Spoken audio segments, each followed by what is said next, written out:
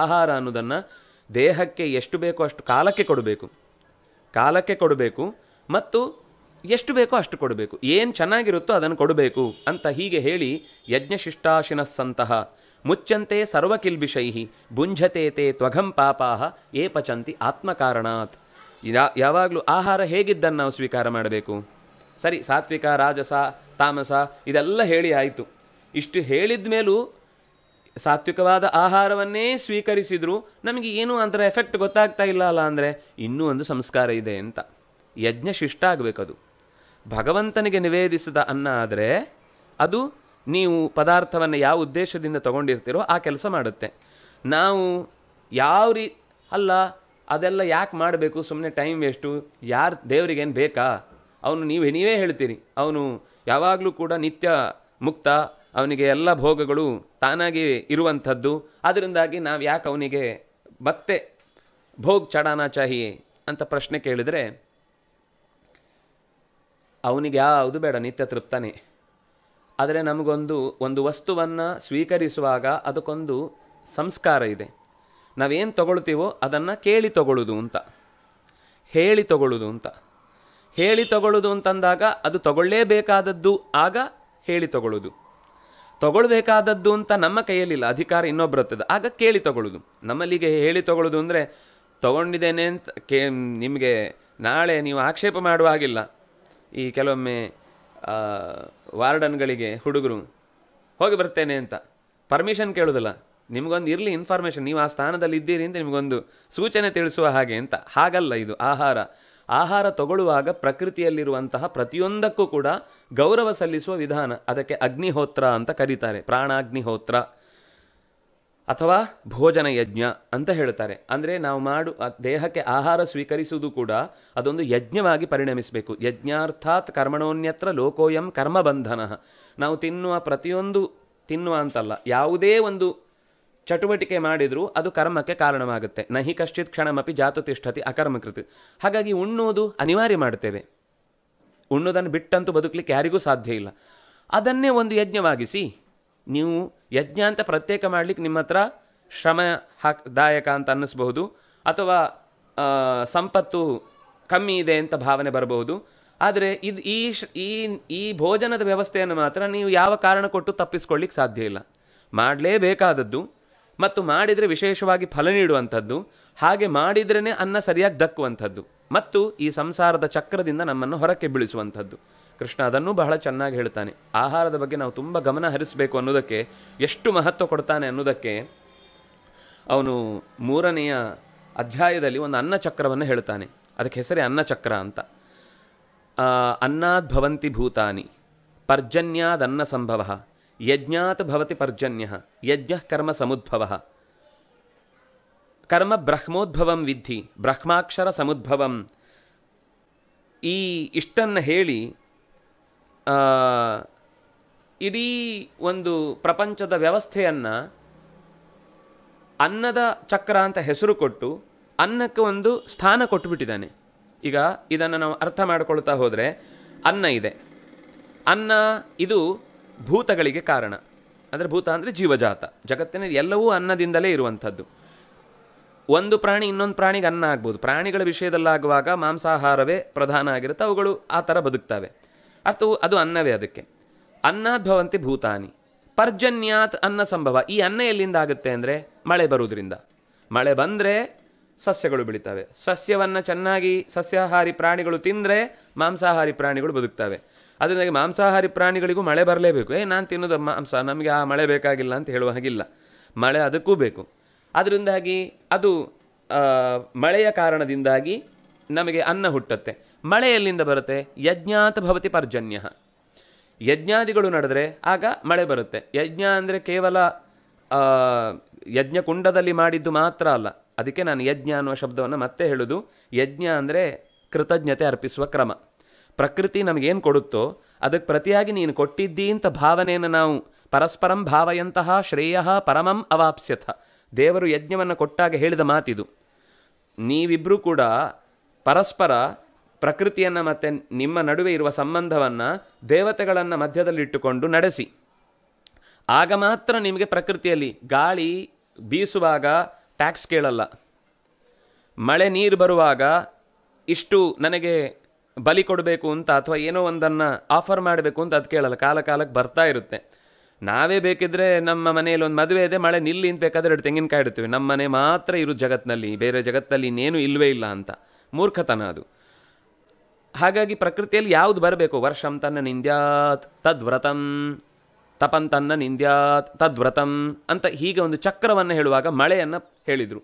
ಆ ಮಳೆ ಯಾವ್ದು ಅಂದರೆ ಯಜ್ಞ ಕರ್ಮದಿಂದ. ಕರ್ಮ ಅಂದರೆ ನಡೆಸುವಂತಹ ಹೊರಗಿನ ಚಟುವಟಿಕೆಗಳು, ಅದು ದುಡಿಯುವುದಿರಬಹುದು, ಗದ್ದೆ ಕೆಲಸ ಇರ್ಬೋದು, ಯುದ್ಧ ಇರ್ಬೋದು, ರಕ್ಷಣೆ ಇರ್ಬೋದು, ಇದೆಲ್ಲ ಸೇರಿ ಕರ್ಮ. ಈ ಕರ್ಮ ಅನ್ನುವುದು ಯಜ್ಞವಾದಾಗ, ಈ ಯಜ್ಞದಿಂದ ಒಳ್ಳೆತನ ಅಂತ ಹುಟ್ಟಿದಾಗ, ಪ್ರಾಕೃತಿಕವಾಗಿ ನಮ್ಮ ಸ್ಪಂದನೆಯಿಂದ ಮಳೆ ಬಂದಾಗ ಅನ್ನ ಹುಟ್ಟಿದಾಗ ಭೂತಗಳು ಜಾಗೃತವಾಗ್ತವೆ. ಇಷ್ಟು ಸರಿ. ಈ ಕರ್ಮ ಎಲ್ಲಿಂದ ಬಂತು? ಕರ್ಮ ಬ್ರಹ್ಮೋದ್ಭವಂ. ಪರಮಾತ್ಮನೇ ಮೊದಲೊಮ್ಮೆ ಮಾಡಿ ತೋರಿಸಿದ ಎಲ್ಲವನ್ನು. ಅವನೇ ಯಜ್ಞ. ಯಜ್ಞದಸ್ತಿ ತತ್ಸರ್ವಂ ಜಾನಾತೀತಿ ಯಜ್ಞ. ಅವನೇ ಯಜ್ಞನಾಗಿ ಬ್ರಹ್ಮನೇ ಇಡೀ ಜಗತ್ತಿನ ಪ್ರತಿಯೊಂದು ಚಟುವಟಿಕೆಯನ್ನು ಮೊದಲು ಮಾಡಿ ತೋರಿಸಿದ. ಅದರಿಂದ ಕರ್ಮ ಹುಟ್ಟಿತು. ಈ ಬ್ರಹ್ಮ ಎಲ್ಲಿಂದ ಬಂದ? ಅವನು ಎಲ್ಲಿಂದಲೂ ಬರುವವನಲ್ಲ, ಇರುವವನು. ಆದರೆ ಗೊತ್ತಾಗಲಿಕ್ಕೆ ಭೂತಗಳು ಬೇಕು. ಭೂತ ಅಂದರೆ ಈ ಜೀವಜಾತಗಳು. ಬಹುಚಿತ್ರ ಜಗತ್ ಬಹುಧಾಕರಣಾತ್ ಪರಶಕ್ತಿರನಂತ ಗುಣ ಪರಮಃ. ಇಡೀ ಜಗತ್ತಿನ ಪ್ರತಿಯೊಂದು ವಸ್ತುವನ್ನು ಜನ್ಮಾದ್ಯಸ್ಸೇ ಯತಃ ದೇವರನ್ನು ತಿಳ್ಕೊಳ್ಳಿಕ್ಕೆ ಏನು ಸಾಕ್ಷಿ ಅಂದರೆ ಸಾಕು, ಈ ಜಗತ್ತನ್ನು ಕಂಡುಬಿಟ್ಟು ಒಂದು ಸಲ ನೋಡು. ಇಷ್ಟೆಲ್ಲ ವೆರೈಟಿ ಯಾರದ್ದು ಕೈವಾಡಲಿದೆ, ತನ್ನಿಂದ ತಾನೇ ಅಕಸ್ಮಾತ್ತಾಗಿ ಬೈ ನೇಚರ್ ಹುಟ್ಟಿತು ಅಂತ ನೀವು ಶಬ್ದದಿಂದ ಹೇಳ್ಬೋದು ಹೊರತು ಅದನ್ನು ಎಕ್ಸ್ಪ್ಲೇನ್ ಮಾಡಲಿಕ್ಕೆ ಸಾಧ್ಯ ಇಲ್ಲ. ಅದರಿಂದಾಗಿ ಈ ಜಗತ್ತಿನಲ್ಲಿ ಪರಮಾತ್ಮನ ತಿಳುವಳಿಕೆ ಬರಲಿಕ್ಕೆ ಕಾರಣವಾದದ್ದು ಭೂತಗಳು. ಅದರಿಂದಾಗಿ ಆ ಭೂತ ಹುಟ್ಟಿದ್ದು ಅನ್ನದಿಂದ, ಆ ಅನ್ನ ಮತ್ತು ಮಳೆಯಿಂದ, ಮಳೆ ಮತ್ತು ಯಜ್ಞದಿಂದ, ಯಜ್ಞ ಮತ್ತು ಕರ್ಮದಿಂದ ಬ್ರಹ್ಮದಿಂದ ಮತ್ತೆ ಭೂತಗಳು. ಅಂದರೆ ಬ್ರಹ್ಮ ಅನ್ನೋದಕ್ಕೆ ಗೊತ್ತಾಗಲಿಕ್ಕೆ ಕಾರಣವಾದದ್ದು ಮತ್ತೆ ಭೂತಗಳು. ಅಂದರೆ ಈ ಅಸ್ತಿತ್ವವೇ ಜಗತ್ತಿನ ನಿಯಮವನ್ನು ಪರಿಚಯಿಸಲಿಕ್ಕೋಸ್ಕರ ಇರುವಂಥದ್ದು. ಹೀಗೆ ಅನ್ನಚಕ್ರ ಅಂತ ಇದಕ್ಕೆ ಹೆಸರು ಕೊಟ್ಟರು. ಇದಕ್ಕೆ ಯಜ್ಞಚಕ್ರ ಅಂತಾಗಲಿ ಅಥವಾ ಯಾಕೆಂದರೆ ಈ ಎಲ್ಲ ಸೇರಿರೋದು ಮಧ್ಯದಲ್ಲಿ ಅನ್ನ ಇದ್ದದ್ರಿಂದ ಅದಕ್ಕೆ ಅನ್ನದ್ಭವಂತಿ ಅಂತ ಶುರುವಾಯಿತು. ಈ ಅನ್ನ ಒಂದಿರುವುದರಿಂದ ಅನ್ನಂ ಬ್ರಹ್ಮೇತಿ ವ್ಯಜಾನಾತ್ ತದ್ವ್ರತಂ. ಅಂದರೆ ಅದಕ್ಕೆ ಇನ್ನೊಂದು ಅರ್ಥ ಇದೆ. ಅನ್ನ ಅಂದರೆ ಪರಮಾತ್ಮನೇ ಇಡೀ ಪ್ರಪಂಚವನ್ನು ಉಣ್ತಾನೆ, ತಾನೇ ಎಲ್ಲ ಪ್ರಪಂಚಕ್ಕೆ ಆಹಾರವಾಗಿ ಬರ್ತಾನೆ ಅನ್ನುವ ಕಾರಣಕ್ಕೆ ಅವನಿಗೆ ಅನ್ನ ಅಂತ ಹೆಸರಿದೆ. ಅದು ಒಂದು ಮುಖ. ಆದರೆ ಅನ್ನದಲ್ಲಿಯೂ ಕೂಡ ಭೋಜನ ಯಜ್ಞ ಆಗುವಾಗ ಅವನು ನಿಂತು ನಮ್ಮ ದೇಹದಲ್ಲಿ ಪ್ರಾಣ ಉಳಿಸ್ತಾನೆ. ಅದರಿಂದಾಗಿ ಅವನನ್ನು ಅನ್ನ ಅಂತ ಚಿಂತಿಸಬೇಕು ಅಂತ. ಅನ್ನಮನ್ನಾದ ಏವಚ ಅಂತ ಭಗವಂತನಿಗೆ ಸಹಸ್ರನಾಮದಲ್ಲಿ ಒಂದು ನಾಮವೂ ಕೂಡ. ಹೀಗೆ ಅನ್ನದ ನಿರೂಪಣೆಯನ್ನು ಕೃಷ್ಣ ತುಂಬ ಯೋ ಭುಂಕ್ತೆ ಸ್ಥೇನ ಏವ ಸಹ. ನೀನು ಬಂದಿದ್ದಿ, ಬೆಳೆದಿದ್ದಿ, ಬಡಿಸ್ಕೊಂಡು ಊಟ ಮಾಡೋ ಮುಂಚೆ 4 ತಟ್ಟೆಗಳಿಗೆ ಪಕ್ಕದಲ್ಲಿ ಬಡಿಸಿ ಊಟ ಮಾಡು. ನೀನೊಬ್ಬನೇ ಊಟ ಮಾಡಬೇಡ. ಇದು ಅನ್ನಕ್ಕೆ ನಾವು ಕೊಡುವ ಗೌರವ. ನಾನು ಯಾರು ಆತ್ಮಕಾರಣಾತ್ ಏ ಪಚಂತಿ, ವೇದದಲ್ಲೇ ಹೇಳುವ ಮಾತು, ಕೇವಲ ಘೋ ಭವತಿ ಕೇವಲಾದಿ. ಕೇವಲ ಅವನೊಬ್ಬನೇ ತಿಂತಾನೆ ಅಂತ ಅನ್ನೋದು, ಅವನು ಪಾಪವನ್ನೇ ತಿಂತಾನೆ. ತನಗೋಸ್ಕರ ಮಾತ್ರ ಯಾರು ಮಾಡಿ ತಿಂತಾನೋ, ಇನ್ನೊಬ್ಬನಿಗೆ ಕೊಡಬಾರದು ಅಂತ ಅವನು ಯಾವಾಗ ಅದನ್ನು ಬಚ್ಚಿಡ್ತಾನೋ ಅವನು ಕೇವಲ ಪಾಪವನ್ನೇ ಉಣ್ತಾನೆ ಹೊರತು ಸುಖವನ್ನಂತೂ ಅದರಿಂದ ಪಡೀಲಿಕ್ಕೆ ಸಾಧ್ಯ ಇಲ್ಲ ಅಂತ. ಹಾಗಾಗಿ ಏವಂ ಪ್ರವರ್ತಿತಂ ಚಕ್ರಂ ನಾನು ವರ್ತಯತೀಹಯ ಅಘಾಯು ಇಂದ್ರಿಯಾರಾಮ ಮೋಘಂ ಪಾರ್ಥ ಸ ಜೀವತಿ. ಈ ಪ್ರವರ್ತಿತವಾದ ಅನ್ನಚಕ್ರವನ್ನು ಯಾರು ಮುರಿತಾನೋ, ನಾವೆಲ್ಲ ಈ ಮುರಿಯುವ ಕೆಲಸದಲ್ಲಿ ತುಂಬ ದೊಡ್ಡ ಪಾಲನ್ನು ಹೊತ್ತಿದ್ದೇವೆ. ಕೃಷ್ಣ ನಮಗೆ ಎಚ್ಚರ ಕೊಟ್ಟ ಮಾತಿದು. ಈ ಅನ್ನಚಕ್ರವನ್ನು ಯಾರು ಮುರಿತಾನೋ, ಅನ್ನವನ್ನು ವ್ಯರ್ಥ ಮಾಡುವುದಿರಬಹುದು, ಅಥವಾ ಅನ್ನಕ್ಕೆ ಸಂಬಂಧಪಟ್ಟದ್ದನ್ನು ನಿಂದಿಸುವುದಿರಬಹುದು, ಅಥವಾ ಅನ್ನವನ್ನು ಸ್ವೀಕರಿಸುವ ಬಗೆಯನ್ನು ನಮಗೇನು ಹೇಳಿದ್ದಾರೆ ಅದು ಕೃಷಿಯಿಂದ ಇರಬಹುದು, ವ್ಯಾಪಾರದಲ್ಲಿರಬಹುದು, ಬೇಯಿಸೋದ್ರಲ್ಲಿರಬಹುದು, ಬಡಿಸೋದ್ರಲ್ಲಿರ್ಬೋದು. ತಿನ್ನುವಾಗ ಉಳಿದದ್ದೆಲ್ಲ ನಮ್ಮ ಕೈಯಲ್ಲಿಲ್ಲ, ತಿನ್ನುವಾಗ ನಮ್ಮ ಕೈಯಲ್ಲಿದೆ. ಅದನ್ನಾದರೂ ಪ್ರಾಮಾಣಿಕವಾಗಿ ಯಜ್ಞ ಅಂತ ಚಿಂತಿಸುವ ವಿಷಯದಲ್ಲಿ ನಾವು ಸೋತ್ವಿ ಅಂದರೆ ನಾವು ಅನ್ನಚಕ್ರದ ಘಾತಕರು. ಹಾಗಾಗಿ ಅದು ಆಗದಂತೆ ಯಜ್ಞಾದಿಗಳನ್ನು, ಯಜ್ಞ ಅಂತಂದಾಗ ಅದರ ಅರ್ಥವೇ ಪರಮಾತ್ಮನಿಗೆ ಸಮರ್ಪಣಾ ಬುದ್ಧಿಯಿಂದ ನಾವು ಪದಾರ್ಥವನ್ನು ಸ್ವೀಕರಿಸಿ ಪ್ರಕೃತಿ ನಮಗೆ ಕೊಟ್ಟಿದೆ, ತುಂಬ ಕೃತಜ್ಞತೆಯನ್ನು ಅರ್ಪಿಸ್ತಾ ಇದ್ದೇನೆ.